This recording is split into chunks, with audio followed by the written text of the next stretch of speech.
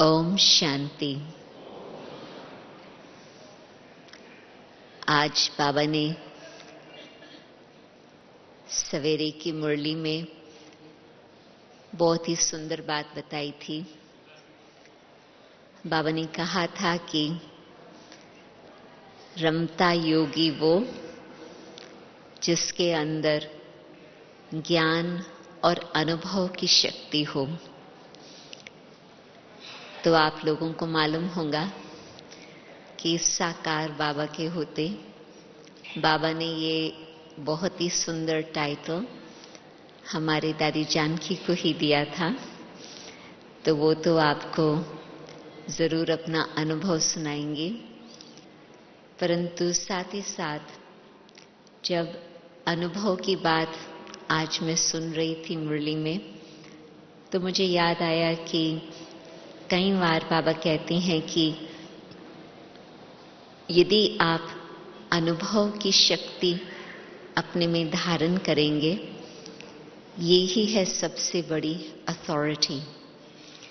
जिस अथॉरिटी के सामने आपकी हर समय विजय जरूर होंगी, कोई भी बात में आपका कभी हार नहीं हो सकता। तभी फिर मुझे विचार आया कि आज इस टॉपिक को हम थोड़ा इस पर चर्चा करें कि अनुभव की अथॉरिटी क्या है। और मुझे ये बिल्कुल विश्वास है कि जो भी बाबा के बच्चे यहाँ मधुबन में आते हैं, जरूर उन्हें कुछ अनुभव प्राप्त किया होता। उस आधार पर वो यात्रा करके यहाँ आकर के पहुँचते हैं। यदि कोई बात का अनुभव न होता तो आज आप यहाँ हाजिर न होते। और मधुबन में आते हैं अपने अनुभव को और आगे बढ़ाने के लिए। जितना अनुभव आज तक हुआ वो हमें यहाँ तक लाया, परंतु हम यहाँ आते ही हैं अनुभव करने के लिए। तो किस चीज का अनुभव? और ये भी मुझे मालूम है कि यदि अनुभव नहीं है तो पूर्ण रीति से हमारा विश्वास भी नहीं बैठ सकता।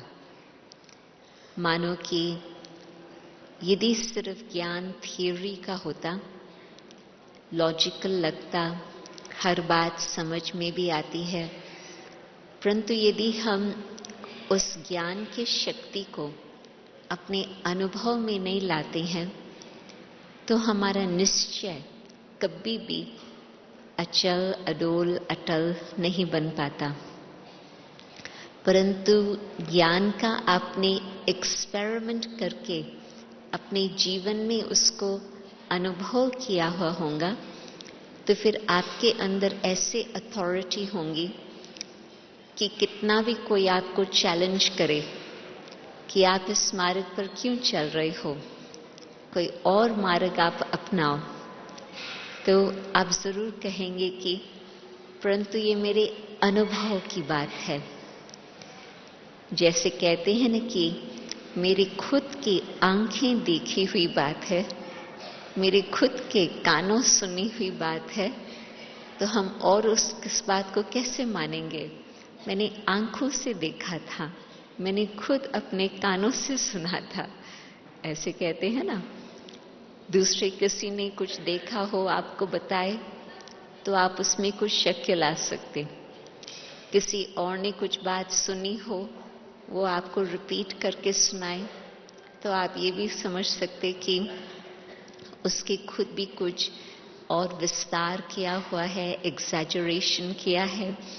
परंतु जबकि आपने खुद कोई बात देखी है, कोई बात सुनी है, तो आप जरूर कहेंगे कि नहीं, ये मुझे अनुभव है कि ये बात ऐसी ही है और ये बात सही है।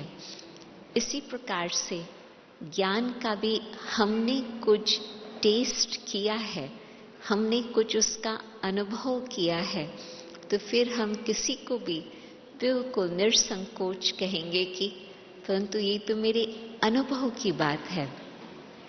तो हम कदम कदम पर बाबा भी जो कहते हैं कि आप बाबा के ज्ञान की एक एक बात को अच्छी तरह से पहले तो आप उस बात पर सोचो, विचार करो, फिर उस बात को अच्छी तरह से समझो और फिर समझ करके उस बात का आप अनुभव करो। और आपने जो अनुभव किया होगा वो आपके दिल को तीर लग गया होगा। वैसे भी कहते हैं कि कोई भी बात सिर्फ हम सुनते हैं वो 10% वो रजिस्टर होती है। कोई बात हम अनुभव करते हैं उसका 90% असर होता। वो 10% का असर और वो 90% का असर। तो यदि हम अपने निश्चय को भी और मजबूत करने चाहते हैं तो उसमें दिमाग लड़ाने की बात नहीं आती है, उसमें अनुभव करने की बात आती है। मुझे याद आता कि जब मैं ज्ञान में आई तो पहले दिन ही जो मुझे आत्मा का ज्ञान बहुत अच्छा लगा, बहुत अच्छी बातें सुनने को मिली, परंतु जब मैंने आत्मा के ज्ञान का अनुभव किया तो फिर मुझे लगा कि ये तो बिल्कुल हमारे लिए एक नया संसार खुल गया है। आज बाबा बता रहे थे ना, जीते जी मरने का, बिल्कुल आत्मा को ऐसे अनुभव लगा कि बस ये देह तो बिल्कुल अलग है, ये तो बस पुरानी दुनिया की बातें ही अलग है, मुझे एक नया जीवन मिल गया। बिल्कुल आत्मा के ज्ञान के अनुभव से ही इतना सब कुछ हुआ। और फिर ये भी देखा गया है, यदि हमें आत्मा का अनुभव नहीं होता तो हमें परमात्मा का अनुभव भी नहीं हो सकता। तो कई बार बाबा के बच्चे ये मुख से शब्द कहते हैं, हम अनुभव नहीं करते हैं, योग का हमें अनुभव नहीं हो रहा है। तो उसका भी मैं देखती हूँ कनेक्शन। जब तक कि आत्म स्थिति का अच्छी तरह से अभ्यास नहीं किया हुआ होता तब तक हमारा योग तो यहाँ वहाँ घूमता रहेगा, कभी इसको याद किया, कभी इसको याद किया। परंतु जब हमने आत्म स्थिति का अभ्यास किया है, अनुभव किया है, तो उस आधार पर हमारा योग भी लग सकता और फिर जो परमात्मा हमें शक्ति देने चाहता हम वो शक्ति अपने में धारण कर सकते। तो सबसे बड़ी अथॉरिटी है अपने अनुभव की अथॉरिटी। आपको जबकि परमात्मा की शक्ति का अनुभव होगा तो आप जरूर ये बात कहेंगे कि इस शक्ति से और कौन सी शक्ति संसार में और महान हो सकती। और आप ये भी फिर कहेंगे कि जिसको हम ढूंढते थे अब हमें वो मिल गया। यदि परमात्मा का अनुभव हमें नहीं होता तो हाँ, ज्ञान अच्छा भी लगता, हम चल भी रहे हैं और हमने इतना तक तो अपने जीवन में समझ करके धारण किया कि हमें यही मार्ग सही मार्ग लगता, हमें इसी मार्ग पर चलना है, तो उसका कुछ हमें फल तो जरूर मिलता।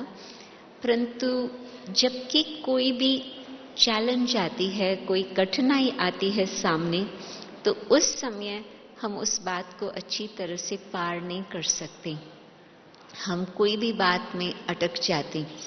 तो परमात्मा का अनुभव करना, आप सोचो कि इसी के लिए ही हम जन्म जन्मांतर पुरुषार्थ करते रहे और अभी बाबा हमें इतने सुंदर रीति से पहले हमें कहता कि मैंने आपको चुन लिया, आप हमारे बन गए, और वो फिर अनुभव हम करते हैं परमात्मा ने कैसे हमें प्यार दिया, तो फिर हम भी कहते हैं कि हाँ जरूर हमको अपनी जीवन परमात्मा के हाथ में ही देनी है। तो मैं देखती हूँ कि आत्मा का अनुभव फाउंडेशन, परंतु उस आधार पर परम आत्मा का अनुभव, और परमात्मा के अनुभव में सर्व प्राप्ति। कई बार बाबा कहते हैं कि बच्चे अपनी प्राप्ति को याद करो, अपनी प्राप्ति को देखो, तो हमें यदि प्राप्ति होंगी तो ही तो हम उसको देख पाएंगे। और यदि हमने सिर्फ ज्ञान सुना परंतु हमने उसको प्रैक्टिस करके अनुभव नहीं किया, तब तक हमें उसकी प्राप्ति नहीं हो सकती। आप सोचो, आपको किसी ने रेसिपी दी हो कि रसगुल्ला इस प्रकार से बनाना होता, आपने वो रेसिपी फॉलो करके बना तो लिया, परंतु आपने उसको टेस्ट नहीं किया, तो आप ये गारंटी से नहीं कह सकेंगे कि हाँ ये तो सबसे अच्छी चीज है। परंतु आपने टेस्ट किया है तो आप कहेंगे। इसी तरह से परमात्मा ने भी परिचय अपना दिया, बुद्धि से हमने उस बात को माना, परंतु जब तक कि दिल में वो हमने अनुभव नहीं किया, तब तक हमारी भावना उस अनुसार नहीं आगे चल सकती।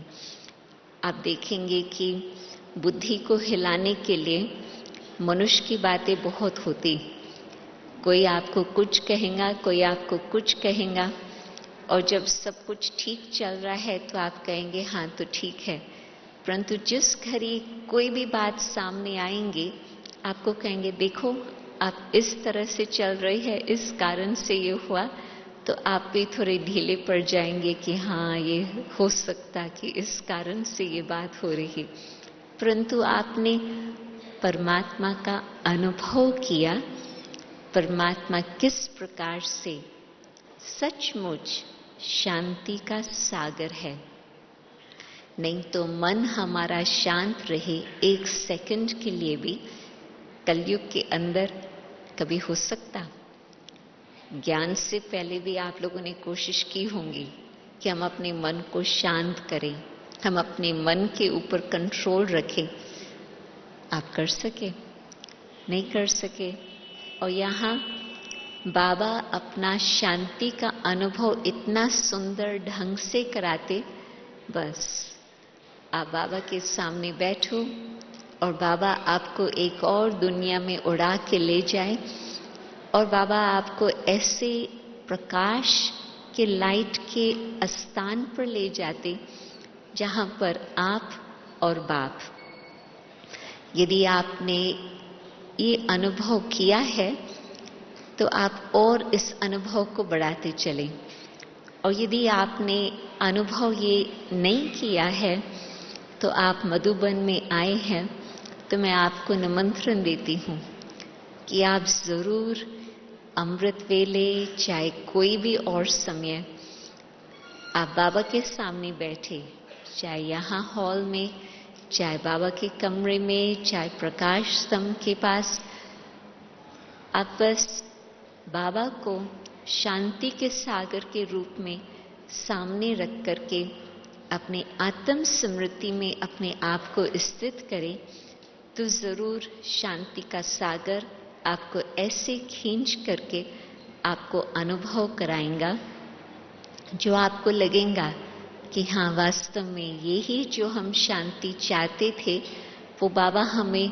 न सिर्फ उसकी थोड़ी सी झलक का अनुभव कराते, परंतु सागर बिल्कुल अपने बड़ी दिल से, फ्राक दिल से आपको हर प्रकार से सागर से जितना आप लूटने चाहो आप लूट सकेंगे। कभी कभी ये गीत बजता था ना मुरली में, प्यार का सागर हम एक बूंद के प्यासी हैं, तो बाबा कहते थे कि बच्चों को तो सागर मिला, तो बच्चे एक बूंद से नहीं संतुष्ट हो सकते। हाँ, ज्ञान का एक बूंद मिला उससे भी बहुत प्राप्ति होती, परंतु प्यार के सागर के सामने आओ और आपको सिर्फ एक बूंद प्यार का मिले, नहीं, बाबा तो प्यार का सागर आपको बिल्कुल सागर खोल करके आपको सब प्रकार का अनुभव कराएंगे। एक संबंध का नहीं परंतु सर्व संबंधों का आपको अनुभव कराएंगे। तो कहने का मतलब कि जो जो बाबा के गुण है मधुबन में खास, आपको और कोई काम धंधा तो है ही नहीं, बस एक एक गुण का आप टॉपिक लेकर के उस टॉपिक पर आप उस अनुभव में आप बिल्कुल मर्ज हो जाओ, लीन हो जाओ। बाबा ये शब्द कहते हैं ना कि लवलीन।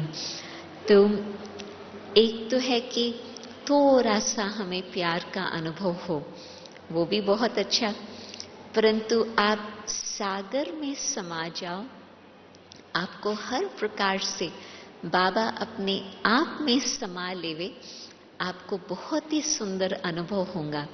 परंतु आप अपने मन को खुला रख करके, अपने मन को स्थिर करके आप फिर बाबा के प्रेम में मस्त रहे, तो आपको जरूर ऐसे ही सागर का अनुभव होगा। तो जो हमारा लक्ष्य होता उस अनुसार ही हमें प्राप्ति होती। हमारी बुद्धि में और कई बातें होंगी, हम यहाँ बैठे भी और कुछ को याद कर रहे होंगे, तो हमें कैसे वो अनुभव हो सकता। परंतु बुद्धि में हमारा लक्ष्य है कि हमें ये अनुभव चाहिए, और कहीं बातें को हम न देखें न सुने, बस हर एक अपने ही पुरुषार्थ में मस्त रहे, तो जरूर आपको ये सब प्रकार के अनुभव प्राप्त होंगे ही। किसी ने दादी को उस दिन बोला कि हमारा योग नहीं लगता, तो दादी ने कहा कि जबकि आप बाबा के बच्चे बने हो तो ये आप शब्द ही न कहो, आपके मुख से ये शब्द शोभा ही नहीं देते। तो कहा कि जब आप यहाँ बैठे हो, जो संसार की बातें हैं आप बिल्कुल वहाँ संसार की बातें वहाँ छोड़ दो। अपना घर, अपना कारोबार, जो कुछ भी है, अब आप यहाँ हो, कारोबार वहाँ है, तो बस कारोबार को वहाँ रहने दो। बुद्धि से उसका आह्वान न करो, उसको याद न करो। और यदि आप यहाँ पर अपनी बुद्धि को हर बात से फ्री होकर के इसमें ही अपने आप को एकाग्र करेंगे, तो जो आपको अभी अनुभव होगा, इस अनुभव की शक्ति को आप लेकर के वहाँ अपने जीवन को अच्छा बना करके रख सकेंगे। यहाँ बैठे आपने वो बातें याद की, तो जो अब शक्ति भरने का समय मिला है वो आप उसको सफल नहीं कर पाएंगे, और फिर वहाँ जाकर के मुश्किल होगा। परंतु यहाँ सब बातें भूली हुई हो और बिल्कुल जो बाबा दे रहा है अपने में भर करके भरपूर हो जाना। तो मैं देखती हूँ कि परमात्मा के अनुभव की बात सबसे ये बड़ी अथॉरिटी है। हमने परमात्मा को देखा, जाना, पाया, कितनी महान शक्ति, कितनी महान अथॉरिटी की ये बात है। कोई भी व्यक्ति किसी और लौकिक हिसाब से पावरफुल व्यक्ति से मिल के आता, उसको बहुत नशा रहता कि हम तो फलाने से मिल के आए, राइट। उसका सबको वर्णन करके बताते रहते हैं, उसके साथ फोटो लेकर के अपने घर में रख लेते हैं कि हम फलाने के साथ मिले। और बाबा हमको निमंत्रण देता है कि आप बच्चे आकर के मेरे साथ मिलो, आप मेरा अनुभव करो। और हम उस बात को थोड़ा सा भूल जाते हैं, तो हमें वो बात की पहचान नहीं रहती और अनुभव नहीं होता उस प्रकार से। तो आत्मा का अनुभव बहुत महान शक्ति देने वाला। दूसरा, परमात्मा का अनुभव हमारे सारे जीवन परिवर्तन करने वाला। और फिर तीसरी बात, जबकि बाबा ने हमें कर्म फिलॉसफी की बात बताई है, जब हम कोई भी संकल्प करते, बोलते अथवा कर्म करते, जिस क्वालिटी का ये सब चलता, उस अनुसार उस व्यक्ति की पर्सनालिटी होती। ये बात सही है ना, राइट। जैसे जो व्यक्ति का बोल चाल, उनके संकल्प, उनके कर्म, उसकी पर्सनालिटी उस हिसाब से हम मानते हैं। और जो पर्सनालिटी है उसी से ही अथॉरिटी का पता चलता है कि ये किस प्रकार की अथॉरिटी वाला व्यक्ति है। हम यूएन में कई बारी कॉन्फ्रेंसेस में जाते हैं, तो ब्रह्मा कुमारीज का तो बहुत अच्छा स्टेटस है यूएन के अंदर। तो उस अनुसार जब हम बड़े बड़े कॉन्फ्रेंसेस में होते हैं, जो मुख्य सारा कार्य है हम वहां तक पहुंच पाते हैं। तो किसी का नाम तो नहीं लगा हुआ होता है, हर एक अपना कार्य मतलब अपना बैज तो होता है, परंतु हर एक अपने कार्य अनुसार सब कुछ करता।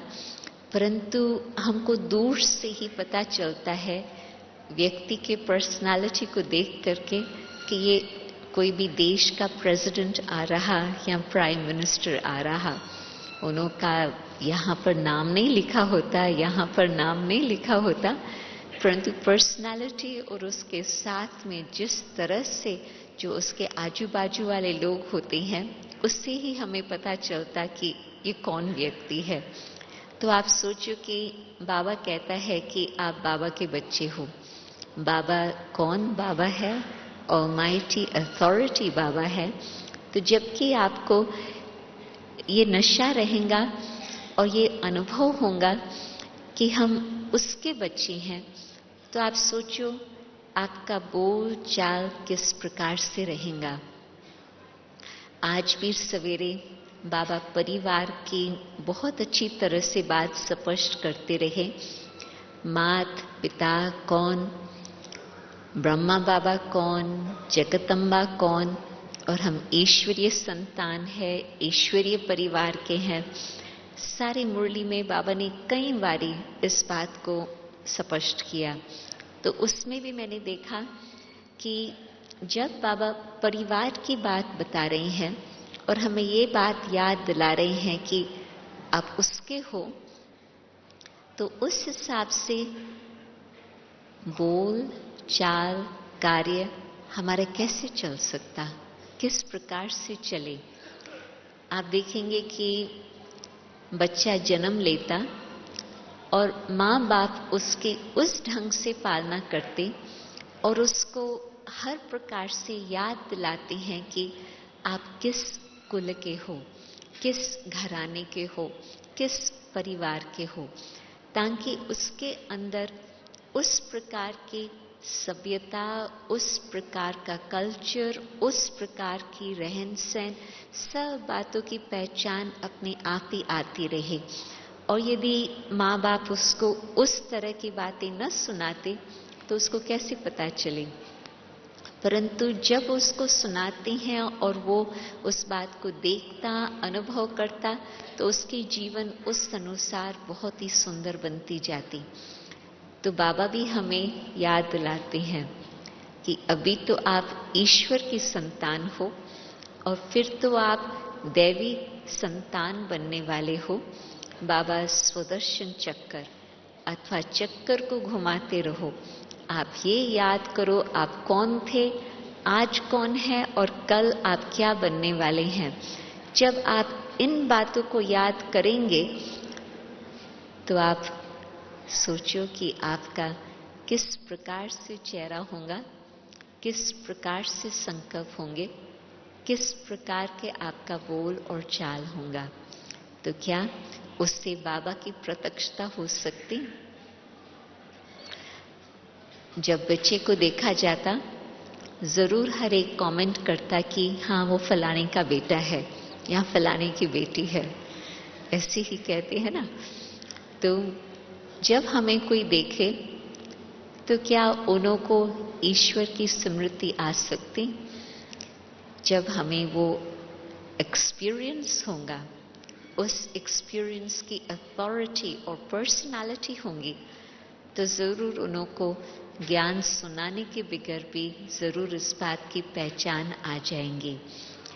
तो वैसे तो आप सोचो, सही बात है, तो वैसे तो आप सोचो कि कोई भी व्यक्ति बिल्कुल शूद्र से फरिश्ता बन जाए, इम्पॉसिबल। तो बाबा शूद्र से पहले हमें ब्राह्मण बनाते हैं और ब्राह्मणों को बैठ करके बाबा हर रोज पढ़ाते हैं। और जब हमें इन बातों का अनुभव होता कि बाप कौन है, हम कौन है, तो आप सोचो कि हमारे हर प्रकार के कर्म में कैसे सहज सहज परिवर्तन हो जाता। नहीं तो कोई भी एक आदत छूटे सहज है, एक आदत भी छोड़ने के लिए मेहनत लगती। चाय पीने की आदत है, छूट सकती बहुत ही मुश्किल लगता, परंतु इतना बाबा ने हमें बदल दिया, इतना हमारे जीवन में फर्क आ गया तब जबकि हमने ये बिल्कुल अपने प्यार से अनुभव किया कि बाप कौन है और हम कौन है। निश्चय हुआ कि हम तो देवता थे, परंतु अभी वो एक्सपीरियंस में लाएं, वो अनुभव करें, वो देवताई गुण आत्मा के अंदर जो मर्ज है उनको को हम अब इमर्ज कैसे करें, क्योंकि परम धाम में तो इमर्ज करने की मार्जिन नहीं होंगी। और सतयुग में आप आएंगे तो जिस समय आपको पाठ बजाना होगा स्टेज पर, जो संस्कार इमर्ज होंगे तब तक वही आपका प्ले होगा। तो इमर्ज करने का अभी रिहर्सल करने का समय अभी है। तो जितना जितना आप स्वदर्शन चक्र का भी अनुभव करेंगे तो आप उस स्थिति में आप वो प्ले अभी फिर से कर सकेंगे। वो अनुभव आपको अथॉरिटी देगा अपने जीवन में परिवर्तन करने का। मुझे याद आता कि कुछ वर्ष पहले बाबा ने स्वदर्शन चक्र के ऊपर बहुत ही अच्छी तरह से बाबा ने खुद ही जैसे कि मेडिटेशन कमेंट्री दी थी। बाबा के बच्चे कई पुराने बैठे हैं जिन्हों ये बात याद होंगी, और सारा वर्ष मैं समझती हम लोगों ने उस बात पर बहुत अच्छी तरह से अभ्यास किया था। बाबा ने बिल्कुल कमेंट्री करके आप परम धाम में हो, फिर परम धाम से आते हो सृष्टि मंच पर देवता स्वरूप में, फिर पूज्य से आप पुजारी बनते हो और अपने पूज्य स्थिति की पूजा करते हो, फिर बाबा आकर के ढूंढ करके आपको अपना बनाते हैं और ब्राह्मण बनाते हैं, और फिर आप फरिश्तेपन का अनुभव करो। और अभी फिर फरिश्ता उड़कर बस अपने घर पहुंचता। तो बाबा खुद मेडिटेशन कमेंट्री कराए, तो आप सोचो कि वातावरण किस प्रकार से हो गया था उस समय। सारे हॉल के अंदर बिल्कुल पिन ड्रॉप साइलेंस अनुभव कर रहे थे सभी। तो बाबा क्यों ये हमें अनुभव कराने चाहते थे? ताकि हमें वो संस्कार, फरिश्ता स्टेज क्या होती है, आपने सुना है ये शब्द, परंतु आपने अनुभव किया है वो कैसे आत्मा बिल्कुल इस देह के भान से दूर अपना, जो बाबा कहते हैं कि फरिश्ता स्वरूप, बाबा ने बहुत अच्छे शब्द कहे थे, चमकीला ड्रेस। जबकि आपका चमकीला ड्रेस आपके सामने है तो आप ये स्थूल मोटा ड्रेस मीन्स इतना हड्डी मांस का पुतले वाला ड्रेस, आप इस भारी भारी ड्रेस को क्यों पसंद करते हो, जबकि आपके सामने वो चमकीला ड्रेस खड़ा है। तो आपने क्या इस बात का अनुभव किया? और जब तक आपने खुद उस बात का अनुभव नहीं किया है, आप फरिश्ता बनकर विश्व की सेवा कैसे करेंगे? तो जबकि हर बात का हम एक्सपेरिमेंट करके विवेक मानता, परंतु हम प्रैक्टिस करें, और प्रैक्टिस के बगैर कोई भी हमारे पास चीज हाथ में नहीं आ सकती। कितना भी आपको कोई चीज अच्छी लगे, परंतु आपने प्रैक्टिस नहीं की होंगी तो वह आपके पास नहीं रह सकती। तो यदि हमने स्वदर्शन चक्कर घुमा करके, फरिश्ते का अनुभव करके, घर का अनुभव करके, स्वर्ग का संस्कारों का अनुभव करके उनको इमर्ज नहीं किया, तब तक हमारे जीवन के कर्म में परिवर्तन नहीं आ सकता। तभी बाबा कहते हैं कि अनुभव की अथॉरिटी, और जितना जितना आप अपने पास वो अनुभव जमा करते जाएंगे, वो अनुभव की शक्ति फिर औरों को भी मदद कर सकती, अपने आप ही सेवा होती रहेंगी। आपको बहुत ज़्यादा सोचना नहीं पड़ेगा सेवा के लिए, परंतु जो आपका अनुभव है वो औरों को भी मदद करेगा, उन्हों को भी बाबा का परिचय देगा। तो मैं देखती हूँ कि कर्म फिलॉसफी की बात तब हमारे जीवन में प्रैक्टिकल तरह से आती है जब हमने इस प्रकार से स्वदर्शन चक्कर घुमा करके अपने उस हाईएस्ट स्टेज का अनुभव किया होगा, तो फिर ऑटोमेटिकली आपके कर्म बदलते जाएंगे। अभी भी मैं सोचती हूँ कि माताओं की जो स्थिति आजकल चल रही है संसार में, और 1936 में जो माताओं की स्थिति थी, तो बाबा ने कैसे कार्य किया। बाबा ने उन्हों को बताया कि आप हो शक्ति स्वरूप। उन्होंने ये बाबा का शब्द सुना और उन्होंने उस बात को इमर्ज किया, अनुभव किया कि कैसे आत्मा के अंदर वो शक्ति है, और वो शक्ति स्वरूप बन करके उन्होंने अपनी पवित्रता का धारण किया, उन्होंने अपना सारा जीवन परिवर्तन किया, समर्पण हो गए बस अनुभव की शक्ति से। इतनी महान शक्ति है, अथॉरिटी है अनुभव की। एक और बात मुझे ये सुनानी है, और वो है ड्रामा की ज्ञान की शक्ति।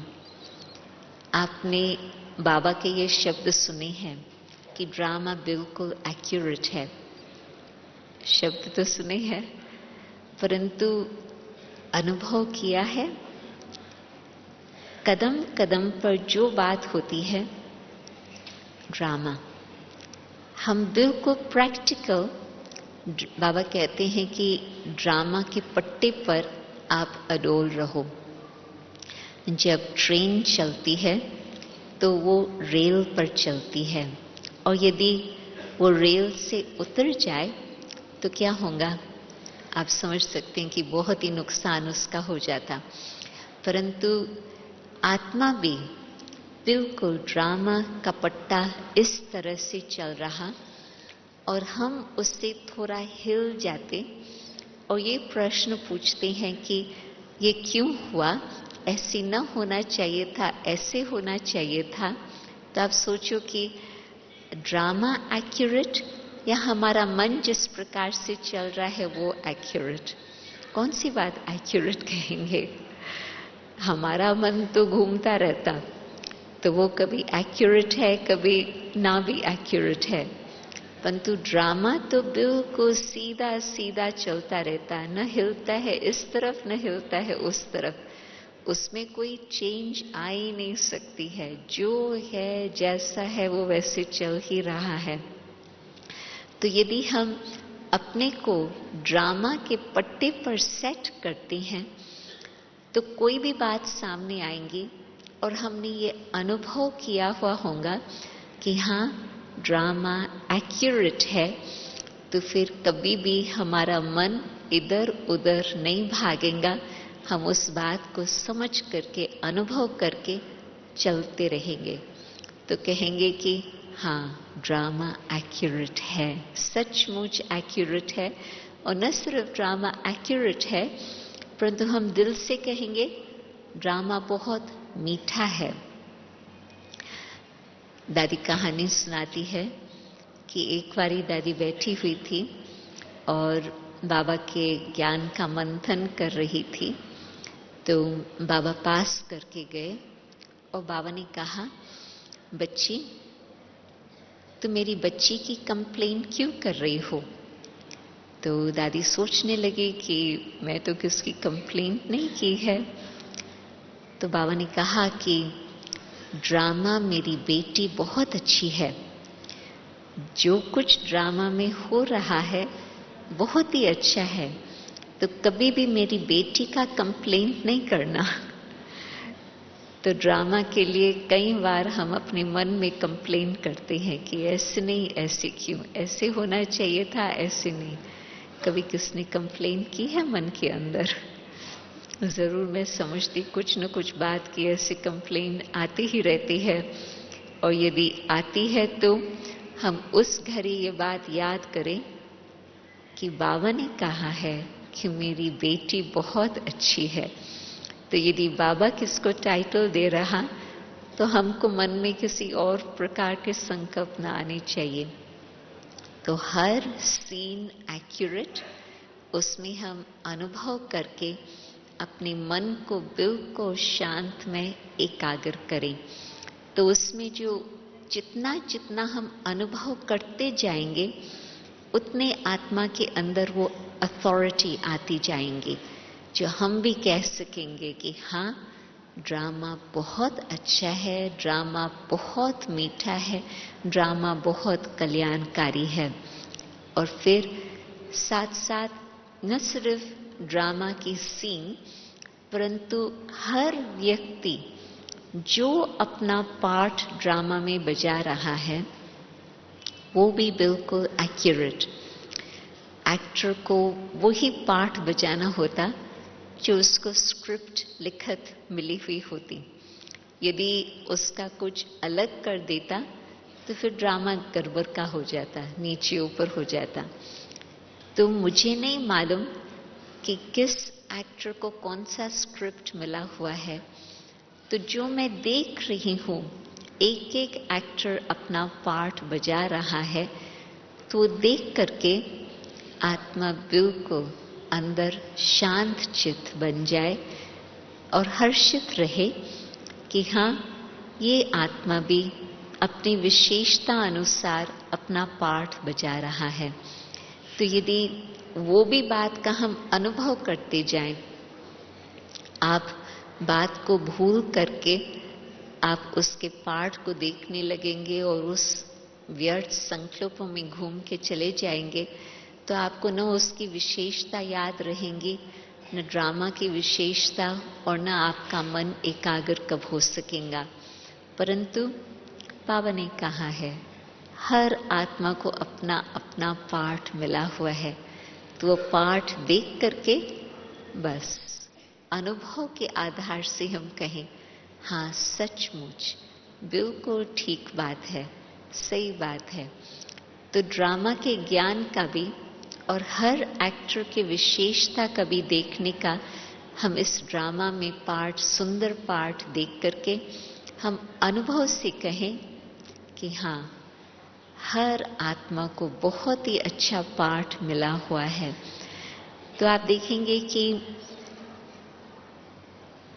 ज्ञान हमें बहुत पसंद आता, ज्ञान हमें बहुत इंटरेस्टिंग लगता, ज्ञान हमें बुद्धि को अच्छी तरह से यूज करने का सिखाता, और फिर ज्ञान को हम कदम कदम पर यूज करें तो हमारे अनुभव के आधार से आत्मा के अंदर कितनी शक्ति आती जाएंगी।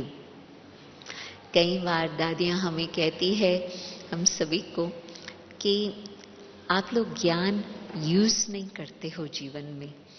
ज्ञान है परंतु उसको यूज कैसे किया जाता वो आप कम ही यूज करते। तो जब हम ज्ञान को यूज करते चले तो उससे हमें जो शक्ति अनुभव होंगी तो हम कहेंगे कि हाँ, ज्ञान के आधार से हमारे जीवन में बहुत ही परिवर्तन आया है। तो मैं देखती हूँ कि एक एक बात को आप, ये मैंने जो मुख्य टॉपिक्स है बाबा की उसको उठाई है, परंतु मैंने कई बात डिटेल जो मुरली में आती है, कभी आप वो अनुभव करके देखो। मानो कि जैसे बाबा कहती हैं, बाबा सरप का एग्जाम्पल देते हैं कि सरप पुरानी खाल छोड़ता है और नई खाल धारण करता। कई बारी आपने ये सुना होगा एग्जाम्पल, परंतु इसकी प्रैक्टिस, मैं आत्मा शरीर से अलग, बिल्कुल ये पुरानी खाल आत्मा अलग हो रही है, अशरीरी होकर बाबा के साथ अनुभव कर रही है। और फिर हाँ, जब दूसरी खाल लेंगे तो वो बिल्कुल नहीं होंगी। आप ये एक्सपीरियंस करके देखो। और यदि आपने ये एक्सपीरियंस किया हुआ होगा तो आप देखेंगे कि इस तन को कुछ भी कष्ट होगा तो आप उस कष्ट में दुखी नहीं होंगे। शरीर को दर्द हो रहा, परंतु आत्मा बिल्कुल संतुष्ट होंगी, बाबा का अनुभव कर रही होंगी। आप सोचो, कब जब हम बहुत व्यस्त होते तो ये बातों का हम इतना टाइम नहीं होता जो हम अनुभव करें। और फिर जब शरीर को कष्ट होता, उस समय दो बातें हो सकती। हम उस दर्द में ही अपने को लिप्त कर लेवे और हम कंप्लेन करें कि मुझे ही ऐसी क्यों बातें हो रही है, या उस समय हम उसका चांस लेवे कि हाँ, शरीर से अभी नहीं कुछ हो पा रहा, परंतु हम अपनी तपस्या उस समय करें। परंतु उस समय ही शरीर अपनी तरफ खींचता और उस घड़ी अपने को अलग करना इतना सहज नहीं होता। यदि हमने पहले से ही उस बात का अनुभव किया होगा, प्रैक्टिस की होंगी, तो उस घड़ी शरीर अलग और आत्मा अलग, खाल पुरानी अलग, और मैं आत्मा बाबा के साथ अपना अनुभव कर रही हूँ बाबा की प्रेम की शक्ति का।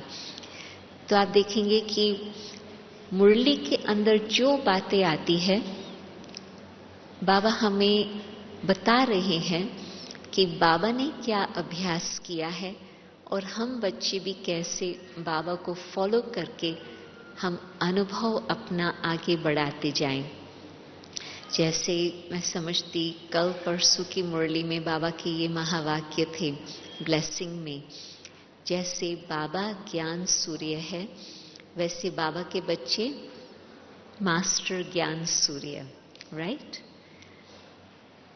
तो कैसे हम ये बात का अनुभव करें, जबकि हम इस बात पर बार बार उस बात को स्मृति में लाएंगे और दिन भर वो बात हमारे साथ रहेंगी, और जब शांति का मौका बनेगा हम उस बात का हम अभ्यास करेंगे, तो आपको ये अनुभव होगा बाबा कैसे आपको इतनी शक्ति दी है, जो आप भी बाबा की शक्ति को विश्व में फैला करके वो गिरने दे रहे हो और विश्व का अंधकार दूर कर रहे हो।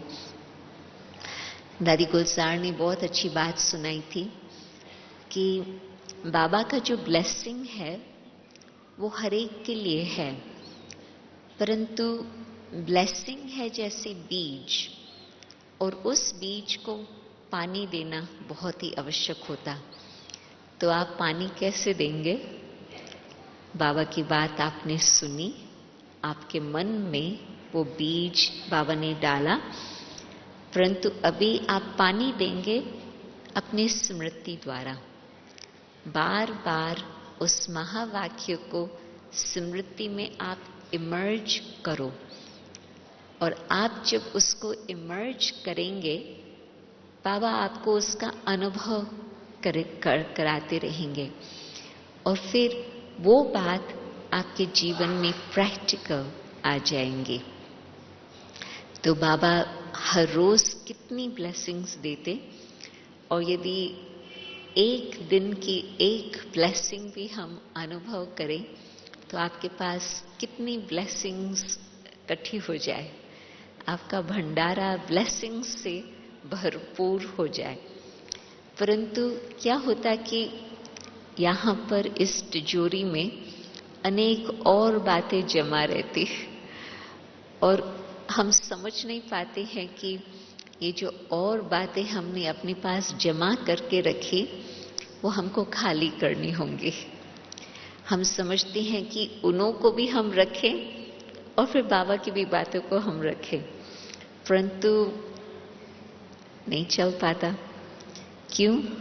क्योंकि संसार के हिसाब किताब की बातें तो कभी समाप्त नहीं होने वाली है, और वो हमारा सारा दिन वही बातें चलती। बाबा की मुरली तो हम 1 घंटा ही सुनते। तो यदि हमने स्पेशल अटेंशन रख करके अपने आप से, क्योंकि जितना हमें अनुभव हुआ है बाबा की शक्ति का, हम चाहते हैं उस अनुभव को और हम बढ़ाएं। तो यदि हम उन बातों को छुट्टी देते हैं, हमको ये बातें अभी ना सोचनी है, अपने पास नहीं रखनी है, उन बातों को छुट्टी दे देवे, फिर क्या होगा कि जो बाबा की बातें हैं फिर हमारे पास अच्छी तरह से फिट रहेंगी, और फिर उन बातों को हम इमर्ज करेंगे। तो जैसे ही आप उन बातों को स्मृति में लाएंगे, आप कहेंगे कि आज मेरा दिन बहुत अच्छा बीता। आज जो हम चाहते थे कि हमारे जीवन में बाबा का साथ का अनुभव हो, हमें सुख शांति का अनुभव हो, बस ऐसे ही हमारी जीवन चलती रहे। बाबा ने लास्ट मुरली में हम लोगों से खास ये बात कही, बच्चे आप ये ना कहो कि खुशी कब कब होती। बाबा चाहते हैं कि ये कब कब शब्द को छुट्टी दे दो, विदाई दे दो। तो बाबा अब आने वाले हैं, बाबा देखेंगे एक एक की बच्चे की जन्म पत्री क्या है, एक एक बच्चे की स्थिति क्या है। तो जितना जो कुछ हुआ ठीक है, परंतु अब से भी अपनी तैयारी ऐसे करें जो हमारे चेहरे से, हमारे वाइब्रेशन से बाबा ये देखे कि हाँ, हमने बाबा का बन करके वो अनुभव किस तरह से अपने पास कायम रखा है, और उस अनुभव की शक्ति को हमने कैसे बढ़ाते बढ़ाते हमने अपने को बिल्कुल प्राप्ति से भरपूर किया है। तो मधुबन में ये चांस है, भंडारा खुला है, जितना जो शिव भोलानाथ भंडारे से लेने चाहे लेते रहे, और साथ साथ अपने को ऐसे भरपूर करें जो कभी हमारे अंदर खालीपन न आए, कभी हमारा खजाना कुछ कम न हो जाए, परंतु ये एक ऐसा खजाना है जो जितना आप बांटते जाओ आपका खजाना बढ़ता रहेगा। तो ये जो संगम युग की बहुत सुंदर घड़ियां है, वो बहुत समय तो संगम युग का बीत चुका, बाकी थोड़ा सा बाकी आकर के रहा है। तो ये थोड़े समय के अंदर भी अपने संस्कारों को ऐसे हम भरपूर कर देवे, अनुभव के आधार से जो वो देवता स्वरूप अभी से ही नजर आए। हो सकता? पॉसिबल? एक समझता है कि हाँ संभव है, बाकी नहीं पॉसिबल। अभी थोड़ा थोड़ा जागृति हो रही है जी, अभी कई समझते हैं कि हाँ पॉसिबल है जी। तो अभी बाबा की याद में बैठती हैं, और आप अपनी स्थिति को ऐसे बना के रखें कि जो बाबा खजाना दे रहा, आप अपने अनुभव में वो धारण करके अपने पास वो जमा रखें। ओम शांति।